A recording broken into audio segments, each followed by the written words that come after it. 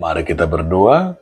Kasih karunia dan damai sejahtera dari Allah Bapa dan dari anaknya Tuhan Yesus Kristus menyertai kamu sekalian. Amin.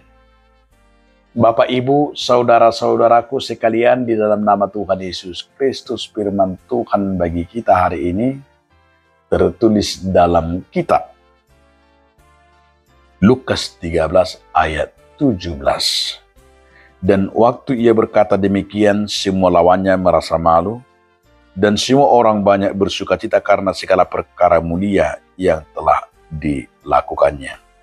Dungi dido iba nama muruk ma sudi alonai, dalam marlas niro hama sudi natoropi siala saluhut pabahenan na namar mulia. Demikian firman Tuhan. Saudaraku dalam nama Tuhan Yesus Kristus, judul renungan hari ini, Tuhan membuat kita bersukacita. Apa yang membuat saudara bersukacita? Dan apa motivasimu mengikut Tuhan Yesus Kristus? Dalam firman ini Tuhan melakukan sebuah perkara besar. Dalam perkara itu di sana dikatakan Tuhan Yesus menunjukkan kuasanya bagi orang banyak. Dan Tuhan juga mempermalukan para musuh-musuhnya yang sengaja mengintip segala kekurangannya. Dan yang ketiga, Tuhan membuat sukacita bagi orang yang setia mengikutinya. Dan yang keempat, bahwa Tuhan melakukan perkara besar dalam dunia ini.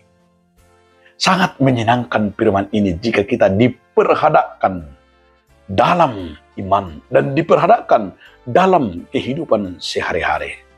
Ada orang mengikuti Tuhan Yesus Kristus tidak mau susah. Ada orang yang mau mengikuti Tuhan Yesus Kristus hanya sekedar ingin tahu. Dan ada orang juga mengikut Yesus hanya hidup berpura-pura supaya ia dikatakan orang Kristen dan supaya ia dikatakan memiliki agama. Namun yang menjadi dasar yang paling terutama bagi kita adalah motivasi kita menjadi Kristen dan pengikut Tuhan. Jika saudara termotivasi menjadi pengikut Tuhan, bukan hanya persoalan berkat. Kenapa saudaraku? Karena banyak orang mau mengikut Yesus itu hanya karena supaya diberkatilah, supaya dapat inilah, supaya enak. Itu sudah menjadi salah fatal. Bahwa Tuhan tidak pernah menjanjikan yang demikian. Namun yang menjadi paling pokok utama dalam kehidupan kita sebagai umat Kristen, satu, bahwa kita dapat melihat sebagai pengikutnya, motivasi kita mau seperti Yesus Kristus. Itu menjadi benar. Berarti siap menderita, siap dicaci maki, siap dalam penderitaan.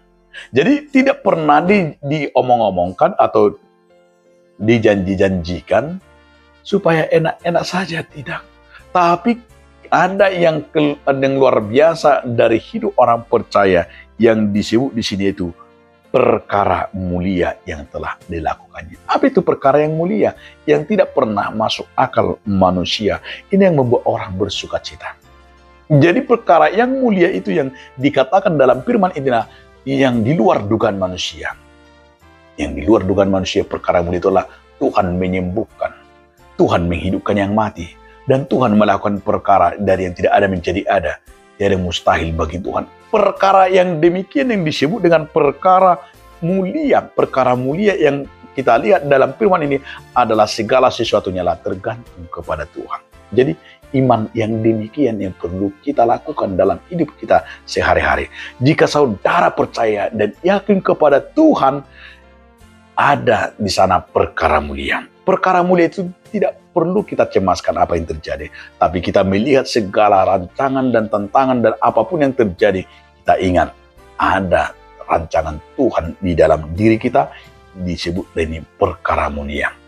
Oleh sebab itu jangan pernah mundur, tetapi kita setia dan kita motivasi mengikut dan menjadi Kristen adalah karena kita mau mengikut dan mau seperti perkara yang dikatakan bagi kita.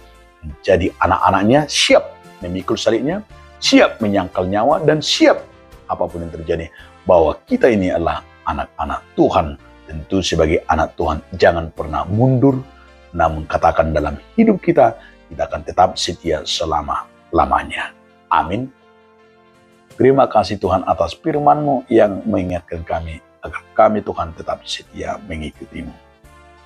Amin.